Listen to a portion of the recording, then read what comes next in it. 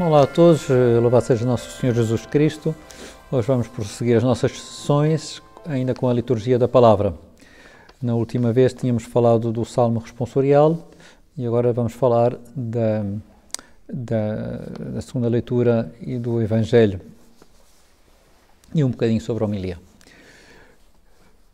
Então, da segunda leitura, ela é sempre tirada dos livros do Novo Testamento, exceto o Evangelho, né? Muitas vezes não tem relação direta com as restantes leituras, mas a verdade é que expõe sempre o mistério de Cristo, a redenção e as consequências para a nossa vida, né? E acentua o desejo de seguir Jesus e de colocar de lado o pecado. Como a segunda leitura, muitas vezes utilizam-se as cartas de São Paulo e elas não são, em muitas ocasiões não são fáceis. Eu diria que, mais ainda se são minimamente extensas, é fácil a pessoa distrair-se, sobretudo se não percebe o encadeamento do raciocínio, né? Então eu o que sugeriria para essa leitura, para estarmos um pouco mais atentos, é tentar localizar alguma frase de São Paulo ou dos outros apóstolos que nos faça sentido aquela frase concreta e que saibamos aproveitar. Nós estamos a gravar este programa na segunda semana da Quaresma. No domingo passado, a segunda leitura foi uma parte da carta aos Filipenses, onde, por exemplo, São Paulo dizia: a nossa pátria está nos céus, e ali espera-nos Jesus, que transformará o nosso corpo miserável à semelhança do seu corpo glorioso.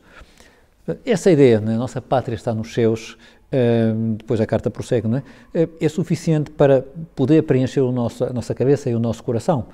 E quem diz esta frase, pois cada um pode fixar-se em alguma, mas não ter a ideia de bem, agora temos que aguentar a segunda leitura, depois já passamos ao Evangelho, que é mais perceptível, não é? Tentar aproveitar também a segunda leitura. Para o Evangelho, já sabemos que a Igreja considera no Evangelho, ou vê o Evangelho como a fonte principal para conhecer a vida e os ensinamentos de Nosso Senhor, os 4 Evangelhos são o centro, os livros mais importantes de toda a Bíblia. E na missa reflete-se essa convicção. Fazemos coisas que não fazemos noutras leituras. Eu queria fixar-me em 3, a posição com que escutamos o Evangelho, o Aleluia e depois o sinal, o persignar-nos antes de ouvirmos a proclamação do Evangelho. Porquê é que nos levantamos? Ou que sentido é que podemos dar a esse gesto antes até de proclamar, de cantarmos o Aleluia, o levantar-nos? Por um lado, é como podemos falar assim de forma humana, não é? Vamos nos levantar para receber Jesus, que vai falar-nos através do seu Evangelho. Não sei se agora ainda se costuma fazer, mas pelo menos nas escolas antigas, quando o professor ia entrar, toda a gente se levantava, não é? Ou pelo menos deveriam levantar-se. Alguns poderiam não o fazer, mas deveriam levantar-se. É um gesto, e em alguns sítios também é assim, quando entra a autoridade que vai dar a conferência ou que vai presidir a conferência, habitualmente as pessoas levantam-se.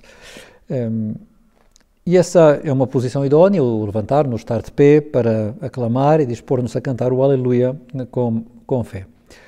Esta atitude não é apenas aquilo que se faz ou não se justifica apenas por uma certa etiqueta que há em reuniões de outro cariz, mas encontramos-la na Bíblia, em concreto, no livro de Neemias, no episódio em que Esdras lê o livro da lei.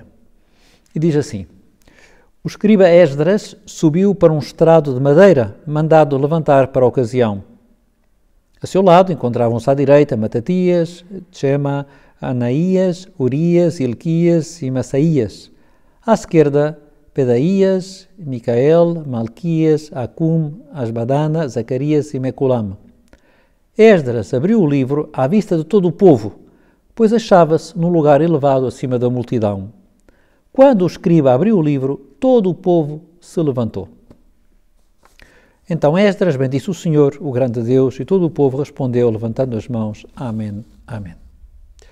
Portanto, nós adotámos um gesto que já estava presente no Antigo Testamento. Depois rezamos ou cantamos o Aleluia, né, que significa louvai o Senhor, e que muitas vezes se encontra ou no princípio ou no fim de vários salmos. Por exemplo, nos salmos, os últimos salmos do Saltério, por exemplo, no Granalel, né, aparece várias vezes o Aleluia. E tem o valor de um rito, pelo que a Assembleia dos Fiéis recebe e saúda o Senhor que lhe vai falar. Embora no Salmo Responsorial nós também entoamos, ou procuramos entoar o refrão, não é? O sentido é diferente, porque o sentido do Salmo Responsorial muitas vezes tem é uma maneira de meditar em alguma verdade na primeira leitura, ou de prolongar a meditação da primeira leitura com palavras inspiradas do Salmo. Aqui não se trata disso, trata-se de uma aclamação que convida a que acolhamos a proclamação do Evangelho. Num livro de liturgia referia-se uma homilia do futuro Papa São Paulo VI, quando era cardeal de Milão, em que referia que nos tempos de Santo Agostinho o Aleluia só se usava no tempo pascal. Era um cântico que se acentuava, que se usava para esse momento mais solene, mais alegre da nossa fé. A proclamação do Evangelho relacionado com a ressurreição do Senhor. Mas curiosamente também se refere, o cardeal Montini referia que há um texto de São Jerónimo que explica que na Palestina os semeadores, quando semeavam as sementes, né, e os pescadores, às vezes, durante o seu trabalho, rezavam, repetiam o Aleluia, né? Uma bela jaculatória que relembra o tempo pascal. Precisamente por essa característica de aclamação, não teria muito sentido que fosse apenas um cantor a cantar, não é? Isto é para ser cantado, o Aleluia é para ser cantado por toda a Assembleia que vai ouvir a voz de Jesus no seu Evangelho.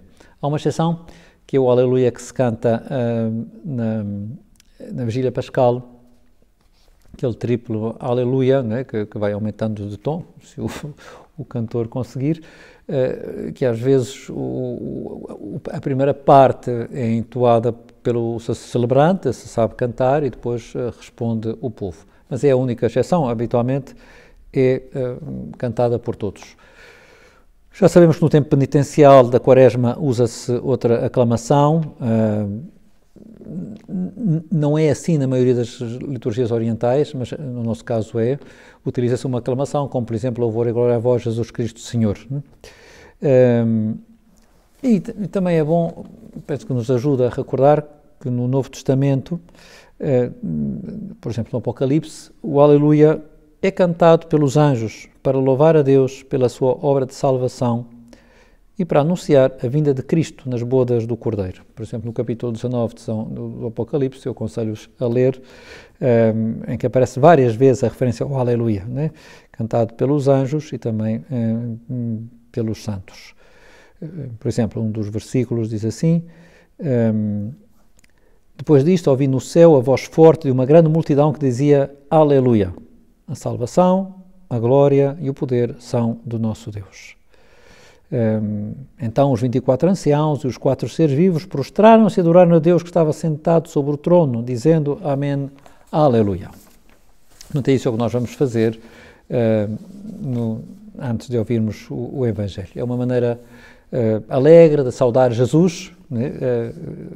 Uma maneira em que exultamos com a vinda de Cristo que vai no seu Evangelho. Há uma ideia dos liturgistas, e é correta, não é? Que é bom termos a consciência, ganharmos a consciência da presença de Jesus na sua palavra. Os liturgistas também explicam que, por exemplo, no tempo pascal coloca-se o Círio Pascal, não é? E o Círio Pascal fica ao lado do ambão, não junto ao altar, e o Círio Pascal representa Jesus, não é? Um bocadinho pelo menos alguns dos liturgistas referem, que ajuda a tomar consciência da presença de Cristo através do seu Evangelho. Às vezes, pode haver uma procissão em que o diácono ou o celebrante, depois acompanhados pelos acólitos, ou levam o evangeliário ou vão em procissão até ao ambão para aí fazer uma proclamação, um anúncio solene da proclamação do Evangelho. Nessa procissão, e mesmo quando não há procissão, o gesto repete-se, o sacerdote inclina-se diante do altar e reza uma oração em silêncio, uma oração que muitas vezes as pessoas não ouvem, mas é bom que saiba que o sacerdote faz isso.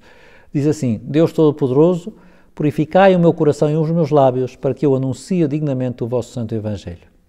É uma oração que evoca a passagem de Isaías, cujos lábios deviam ser purificados antes de proclamar a palavra de Deus a Israel. Eu convido-os a ler o capítulo 6 da profecia de Isaías, versículos 1 a 9. Antes, a oração antiga na liturgia tridentina era uma oração mais completa, referida também a essa mesma passagem, mais completa e, aliás, muito, muito bonita. E depois fazemos o sinal da cruz. Há um diálogo breve com a Assembleia, o Senhor esteja convosco, etc. E como fazemos todos o sinal da cruz. Fazemos o sinal da cruz na testa, na boca e no peito. E é um rito pelo qual desejamos consagrar os nossos pensamentos, palavras e atos ao Senhor, pedindo-lhe que a sua palavra esteja sempre na nossa mente, nas nossas palavras e nas nossas ações. Tudo isto, mais o facto de o Evangelho estar reservado aos ministros ordenados, ao sacerdote ou ao diácono, ou ao bispo, logicamente, explica-nos que vamos estar no momento sagrado da celebração. Deus fala-nos de uma forma profunda, Jesus está presente em nós com as suas próprias palavras. Não somos meros espectadores, o Senhor quer falar com cada um de nós e é com este espírito que queremos escutar o Evangelho, estando de pé, dando-lhe mais importância e, sobretudo, tendo a consciência, a proposição de estar de pé ajuda a tomar consciência, Jesus está a falar comigo, né? E há uma pessoa que representa Jesus que está a dirigir uma palavra.